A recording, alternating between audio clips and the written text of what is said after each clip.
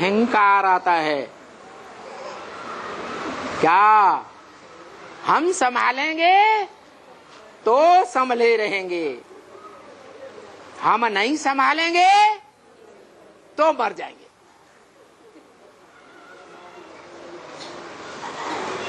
ये अहंकार नहीं है, है अहंकार है।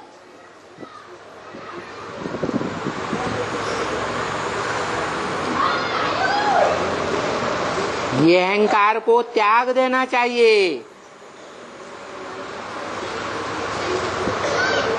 सब कुछ उसको अर्पण करना चाहिए।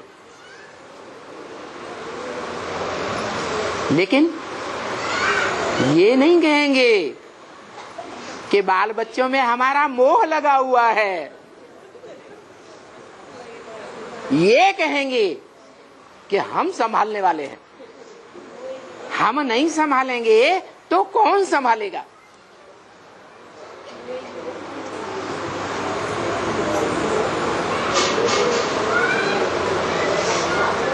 तो बाप कहते हैं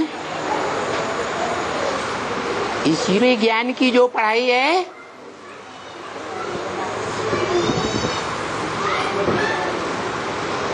इस ज्ञान का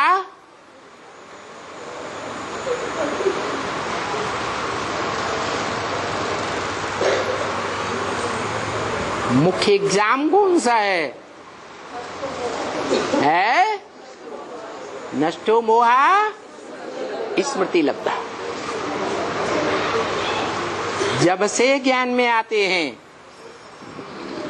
जब से ज्ञान से आकर के बाप को पहचानते हैं, वो फाउंडेशन की बेला है। उस फाउंडेशन की बेला में जिन्होंने इस नष्टो मोहा का जितना गहरा फाउंडेशन डाल लिया,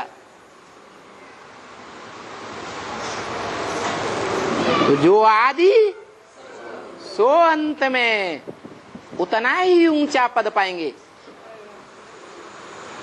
मिसाल के तौर पर जो अष्ट देवों में आने वाली आत्माएं हैं, उनका विशेष गुण क्या होता है? जब से ज्ञान में आए होंगे तब से लेकर जब से बाप को पहचाना होगा तब से लेकर तन की सेवा बाप के प्रति अर्पण करेंगे। लौकिक संबंधियों के लिए कोई सेवा नहीं देंगे।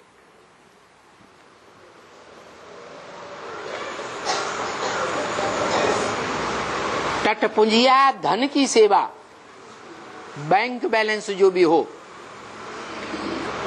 उसका एक एक पैसा ईश्वरीय सेवा में लगाएंगे। कोई भी देह के संबंधियों की सेवा में एक भी पैसा नहीं लगाएंगे।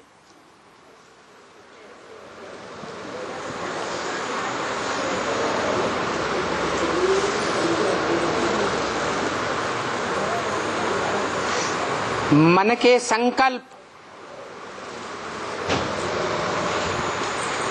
ईश्वरीय सेवा में लगाएंगे, ईश्वरीय ज्ञान लेने में, ईश्वरीय ज्ञान देने में, ईश्वरीय सेवा के प्लान रचने में, नई दुनिया की प्लानिंग में बुद्धि लगाएंगे, मन के संकल्प लगाएंगे। मन के संकल्पों को देह की इंद्रियों की हवस पूरी करने के लिए नहीं लगाएंगे। होंगे तो नंबरवार, लेकिन देखने में यही आएगा कि वो पेट के लिए मरने वाले नहीं होंगे।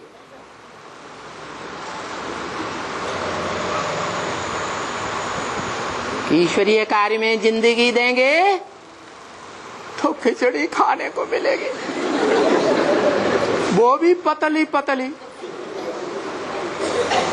लड्डू पेड़ा जलेबी नमकीन कुछ भी नहीं मिलेगा, परवाह नहीं।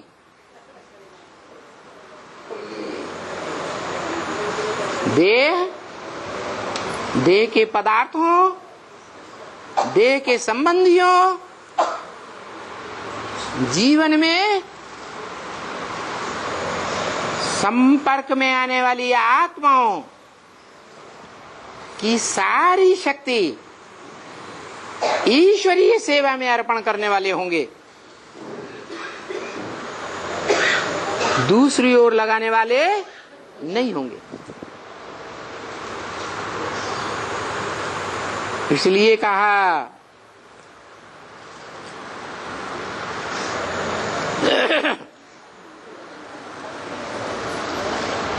ये गुप्त पुरुषार्थ है। क्या? जो पुरुषार्थी बच्चे हैं वो भी कैसे हैं? गुप्त पुरुषार्थी हैं, प्रत्यक्ष करने वाले नहीं हैं।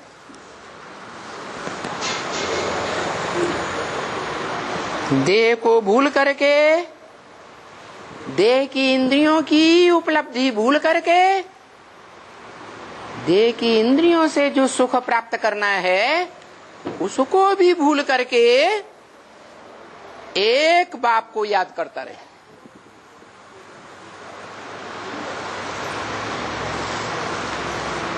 उठते बैठते चलते फिरते कुछ भी करते हुए गुप्त पुरुषार्थ करता रहे। देखे कि हमारा बाबा गुप्त है,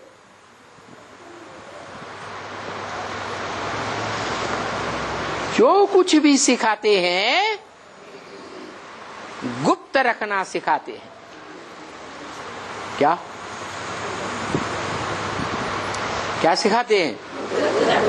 गुप्त रखना सिखाते हैं। ईश्वरीय सेवा में धन भी अर्पण करना है तो ऐसे नहीं बोल बोल करके, बहन जी हमने इतना दिया है, इसमें रखा है कब्र में। दूसरों को भी सुनाए, हमने यज्ञ में ये किया वो किया। नहीं, एक हाथ देने वाला और दूसरा हाथ लेने वाला।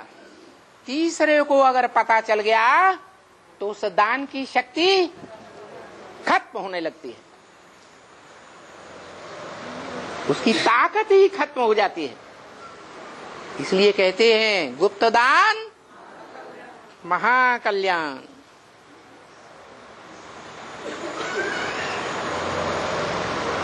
बैठे यहां हो, इस साकार दुनिया में बैठे हो, फिर भी बुद्धि कहां लगी रहे है? बोला, ब्रह्म वाक्य बोला, बाप को याद करो, घर को याद करो, स्वर्ग को याद करो। हा? तीन तीन को याद करें।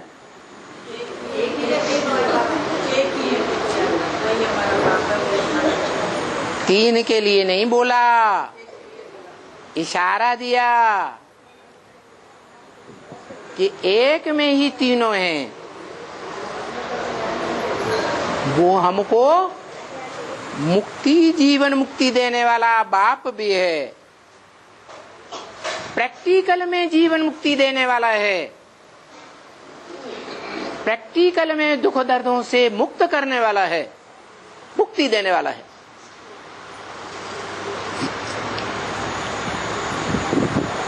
वो बाप ही हमारा घर है। क्या? कौन से वाक्य से साबित होता है कि वो बाप ही हमारा घर है? भूल गए हैं? अरे महामंत्र ही भूल गए। कौन सी आत्मा ने बोला? है? शिव बाप ने नहीं बोला,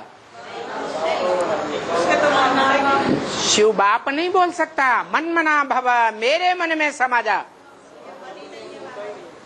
उसको मन ही नहीं है तो बोलेगा कैसे? तो जिसमें प्रवेश करता है वो बोलता है। मन मना भव, मेरे मन में समा जा। अरे तेरे मन में क्या समाया हुआ है जो तेरे मन में समा जा? है, उसका नाम है, महाभारत में प्रसिद्ध है। क्या नाम है? अरे महाभारत में क्या नाम प्रसिद्ध है? जिसके मन में एक ही समाया हुआ है? एक कोई प्यार करने वाला है, एकलव्य। जंगली आदमी है,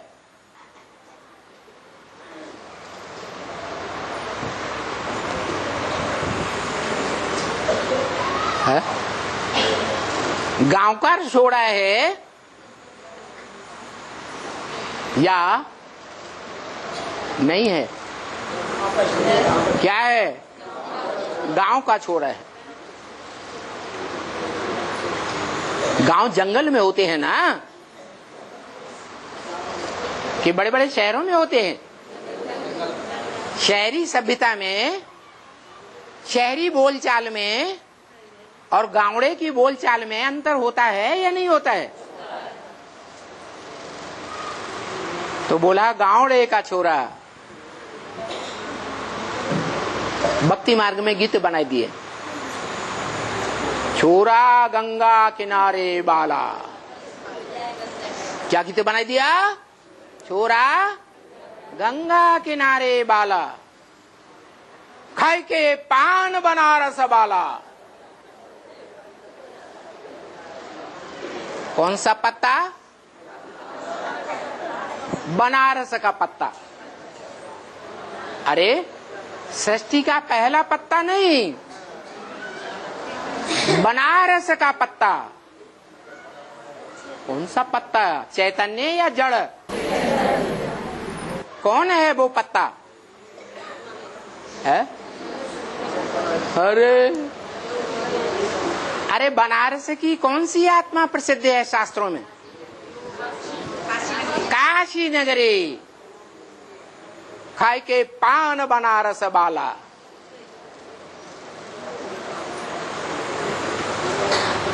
हुई जाए बंद कल का ताला, फिर तो ऐसा करे कमाल, छोरा गंगा किनारे वाला।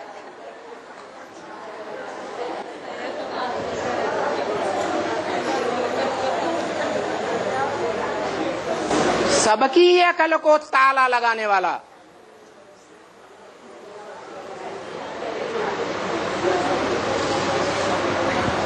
फर्रुखाबाद में मीना कांड याद है? जब अखबारों में पढ़ा था, मीना नाम की कन्या को लेकर के 2 महीने तक यूपी के अखबार शोरगुल मचाते रहे। बड़ी बड़ी इंक्वायरियां होती रही।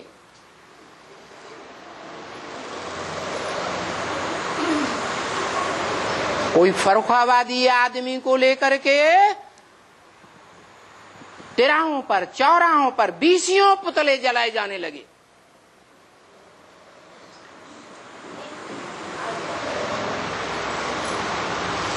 कोर्ट कचहरियों में सैकड़ों लोगों को बुला करके एफिडेविट भरवाए गए, शपथ पत्र भरवाए गए।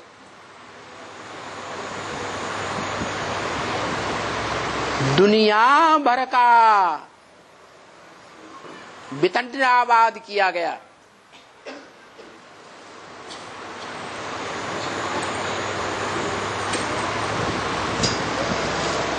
पुलिस का महकमा परेशान,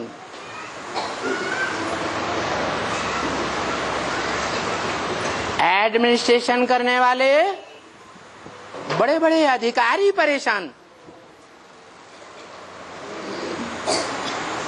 हो जाए बंदा कल का ताला,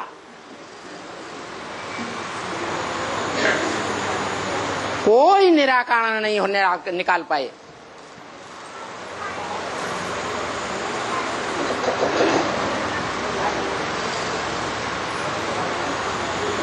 आखिरी वो कन्या को 20 दिन पुलिस में हिरासत में रखते हुए, तकलीफ देते हुए मुक्ति मिली, और वो छूट करके फिर भी उसी जगह पहुंच गई जहां से जबरियन घसीट करके उसको पुलिस हिरासत में लिया गया था।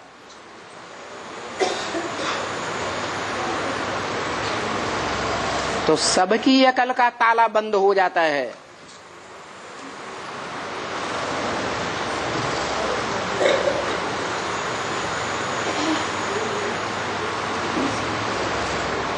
कौन ताला बंद करता है? अकल का ताला बंद करने वाला कौन है? नहीं, माया अकल का ताला बंद करती है।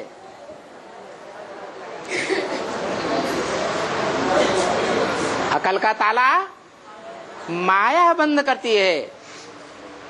ये दुनिया वालों की बात है।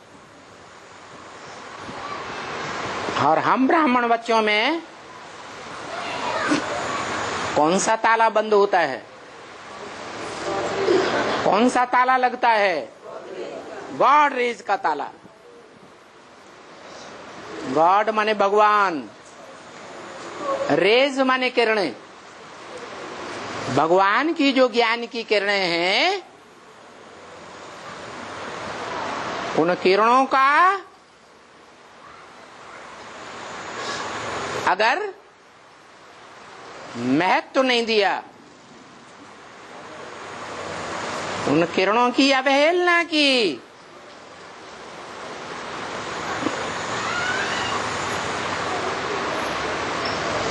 तो क्या होता है? गॉड की किरणों का, वो गॉड की जो ज्ञान की किरणें हैं, वो ईश्वरीय मत को न मानने वालों की बुद्धि को ताला लगाई देती है।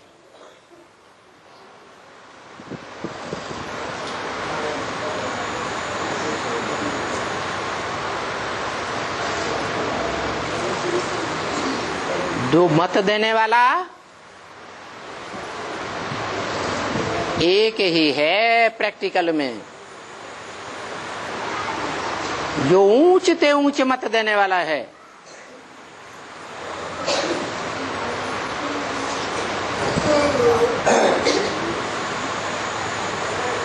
लक्ष्मी को भी, जो सारी दुनिया को प्रैक्टिकल ज्ञान धारण करके धारण कराने के निमित्त बनती है, उसको भी ज्ञान देने वाला कौन है? एक ही है जिसे नारायण कहा जाता है। वो ही अर्थ है नारायण का जो भारत का अर्थ है। नारायण माने, नार माने ज्ञान जल, आयन माने घर। जो विष्णु को क्षीर सागर में दिखाते हैं, भारत का भी वही अर्थ है। तो बताया वो हमारा घर भी है, जिस घर में मन मना भव हो करके हम सब बच्चे समा जाएंगे। क्या? क्योंकि वो हमारी माता भी है, कौन? परम ब्रह्म। और वो परम ब्रह्म जिसका नाम दिया ब्रह्मा, वो पुरुष तन है या स्त्री चोला है? है? पुरुष चोला है। तो हमारा पिता भी है। त्वमेव माता च पिता त्वमेव। घर भी है। जिस बुद्ध रूपी माता के बुद्ध रूपी पेट में हम बच्चे निवास करने वाले हैं लंबे समय तक, जहां से हम इस संसार में बाहर निकल करके प्रत्यक्ष होते हैं। वो हमारा घर भी है, वो हमारा बाप भी है, और वो हमारा स्वर्ग भी है। क्या क्या है? स्वर्ग है। कैसा स्वर्ग है? स्व माने आत्मा। गया। कहां गया? आत्मिक स्थिति में गया। जो रामायण में गायन है, जेहि जानो तेहि देव जनाई, जानत तुम्हें हुई जाई। क्या? यही जानो, तुम जिसको जानते हो उसी को जानकारी देते हो, और जिसको जानकारी मिलती है वो तुमको जान करके तुम्हारे जैसा ही बन जाता है। तुम ज्योति बिंदु आत्मा बन जाते हो। तुमको अपने पार्ट का परिचय देने वाला कि तुम कौन से नंबर के बाप के बच्चे हो, इस मनुष्य सृष्टि रूपी जंगल में तुम्हारा क्या पार्ट है।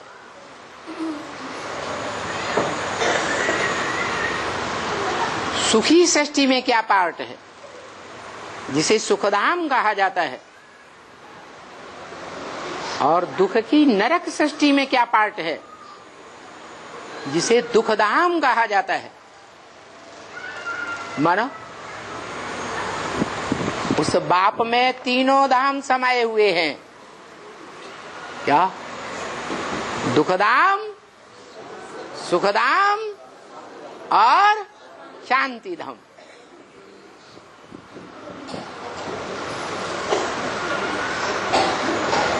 वो ऐसा स्वरूप है जो शिवलिंग के रूप में पूजा जाता है। उसमें समाने वाले अतीन्द्रिय सुख का भी अनुभव करने वाले हैं। इंद्रियों से परे का सुख, जो सुख क्षण भंगुर नहीं है। आज की दुनिया में इंद्रियों का सुख क्षण भंगुर है।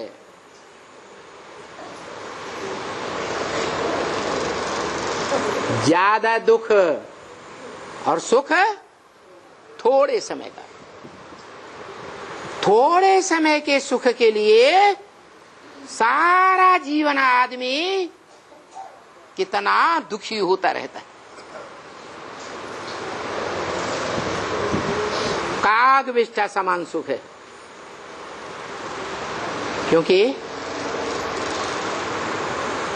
मनुष्य जो खाता है और खाने के बाद जो रस निकलता है वो मनुष्य के अंग देह लगता है, और जो कचरा बचता है वो कौआ खाता है। इसलिए वो काग विष्ठा समान सुख कहा जाता है। अर्थात कलयुग के अंत में इस दुनिया में काव काव करने वाले, कौओं की तरह शोरगुल करने वाले उन कांग्रेसियों की गवर्नमेंट चलती है सारे संसार में।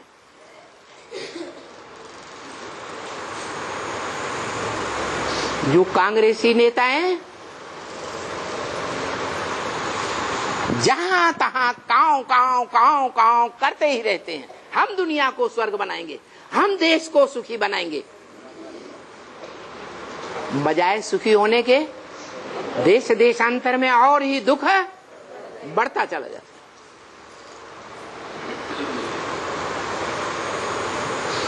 है। ये कौए हैं 5 स्टार होटल बनाने वाले, और उन 5 स्टार होटल में काल गर्ल्स को बुला करके कौओं की तरह विस्टा खाने वाले। इसलिए बोला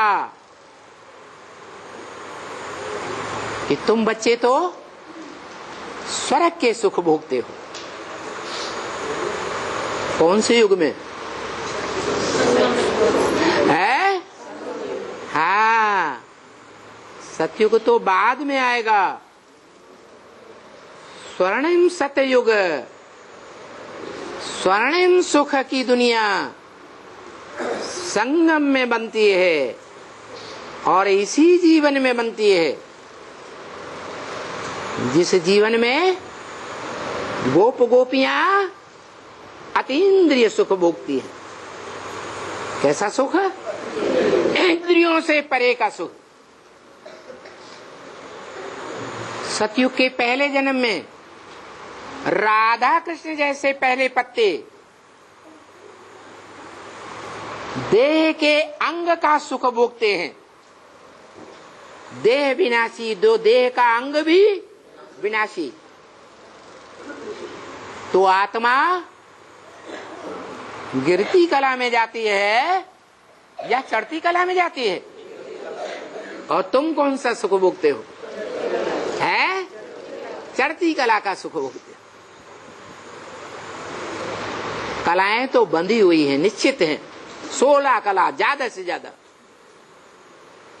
तुम तो कलातीत।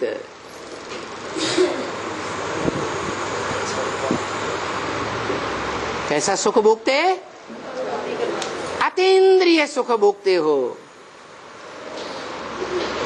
जो सुख देवताओं को भी प्राप्त नहीं होता। तुम भगवान बाप से इसी जीवन में रहते ऐसा कलातीत सुख भोगते हो। तो बोला ये तुम्हारा सुख गुप्त है। क्या? इसलिए वो गुप्त सुख भोगने वाले गोप और गोपियां कहे जाते हैं। क्या? अतीन्द्रिय सुख पूछना हो तो गोप गोपियों से पूछो। क्यों कहा गोप गोपियां? क्योंकि भगवान भया बाप के साथ उन गोप गोपियों ने गुप्त संबंध जोड़ा है। कौन सा गुप्त संबंध होता है? बाप बेटे का संबंध तो गुप्त नहीं होता। बाप बेटी का संबंध भी गुप्त नहीं होता।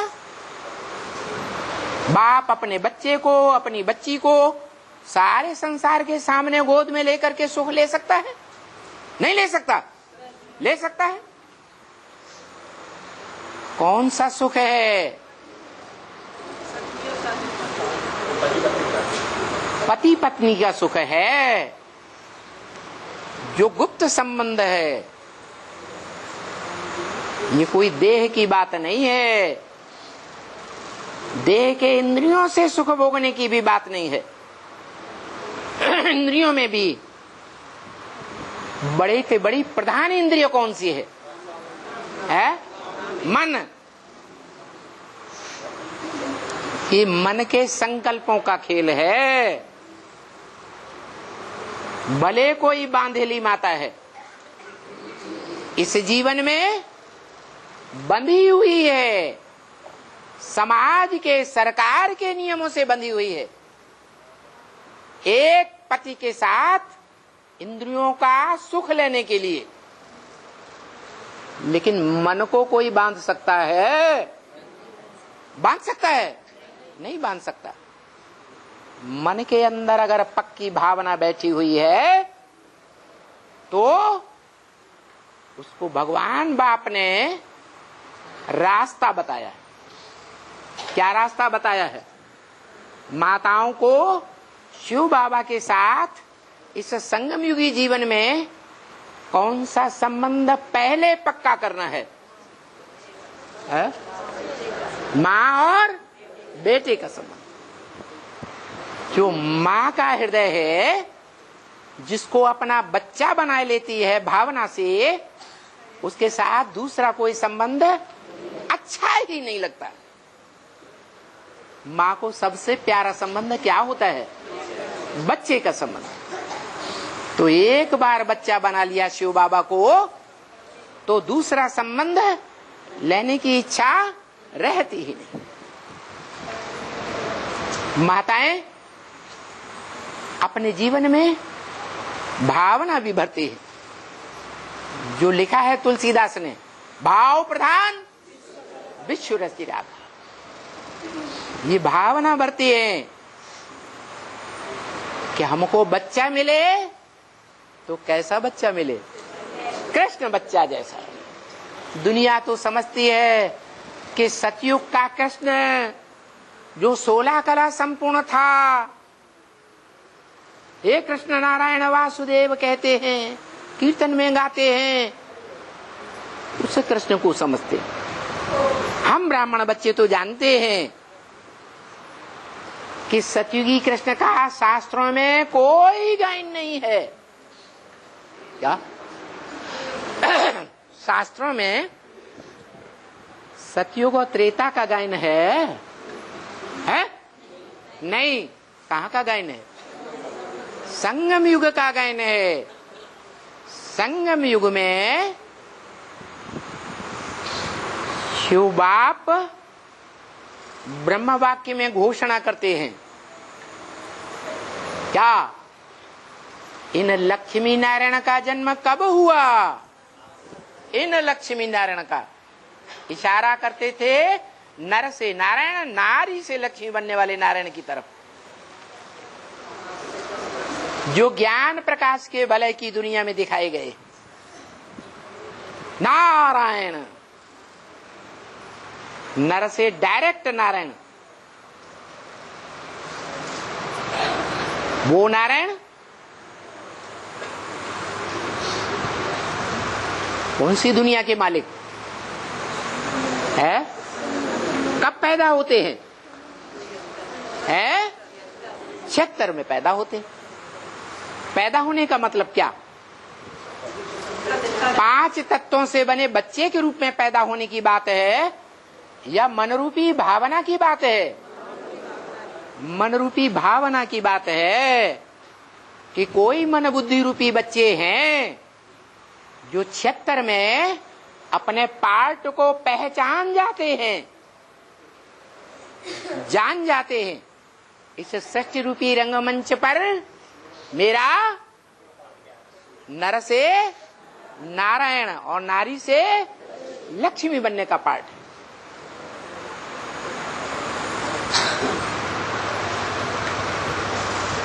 तो नारायण तो विश्व के मालिक को कहा जाता है। क्या पैदा होते ही कोई विश्व का मालिक बन जाता है? बन जाता है? पहले बच्चे के रूप में पैदा होगा, बच्चे के रूप में पार्ट बजाएगा या संपन्न रूप में पार्ट बजाएगा? तो पहला प्रिंस वो है, नई दुनिया का प्रिंस। कौन? संगम युगी कृष्ण। शरीर है, भले बड़ा रूप है, भले बड़े पुरुष का चोला है, परंतु उसमें पार्ट बजाने वाली आत्मा प्रवेश है। कौन है? नहीं, वो तो बाप है, लेकिन उसके बुद्ध रूपी पेट में, बुद्ध रूपी गोद में खेलने वाला बच्चा क्या है? संगम युगी कृष्ण। वो ही सतयुग का कृष्ण। वो उसमें प्रवेश है या नहीं है? प्रवेश है, लेकिन बच्चा बुद्धि है या सालिम बुद्धि है? बच्चा बुद्धि है। तो कृष्ण बच्चा संगम युग में हुआ या सतयुग में हुआ है? संगम में हुआ। इसलिए चित्र आज देखे होंगे, पहले ये चित्र नहीं निकले थे। जब ये प्रैक्टिकल में पार्ट चलता है तब ये चित्र भी बनते हैं। क्या? कि बुड्ढा शिव बाबा गोद में किसको बैठाए हुए है? कृष्ण बच्चे को बैठाए हुए। वो कृष्ण बच्चा कौन सी आत्मा की यादगार है? सतयुगी कृष्ण की आत्मा की यादगार है या संगम युगी कृष्ण की यादगार है? क्योंकि सतयुग का जो कृष्ण बच्चा है वो तो सूक्ष्म शरीरधारी है। क्या उसको अपना शरीर है ही नहीं? शरीर का नाम पड़ता है या आत्मा का नाम पड़ता है? शरीर का नाम पड़ता है। तो जिस शरीर में सतयुग का कृष्ण प्रवेश होता है वो शरीरधारी है संगमयुगी कृष्ण। राम वाली आत्मा, वो राम वाली आत्मा ही अपने शरीर के द्वारा संगमयुगी कृष्ण है और उसकी पालना